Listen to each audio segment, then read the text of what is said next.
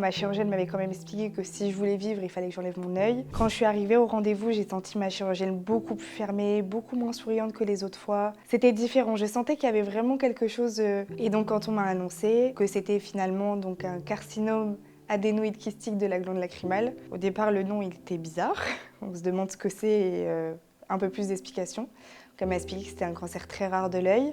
La plupart du temps ça vient chez les personnes âgées, donc très rare chez les jeunes personnes, même si c'est possible quand même. Donc elle m'a expliqué qu'on va devoir refaire une nouvelle opération et que cette fois-ci, il va falloir ouvrir plus large, donc à enlever les paupières, l'œil, le nerf optique, les muscles, vraiment tout ce qui est à l'intérieur de la cavité. J'avais un cancer, donc on m'a laissé quelques jours pour digérer, on va dire, un peu l'information parce que ça a vraiment été, ça n'a pas été facile. Je me suis dit qu'il fallait dans tous les cas passer par cette opération lourde pour continuer à avancer et à vivre pleinement de ma vie. Et au final, même si ça fait peur de perdre un œil, parce que c'est vraiment pas une information facile à accepter, et au final, je vois très bien et je vis très bien avec un seul œil. Alors il y a forcément un très long temps d'adaptation à faire au début, mais c'est pas insurmontable.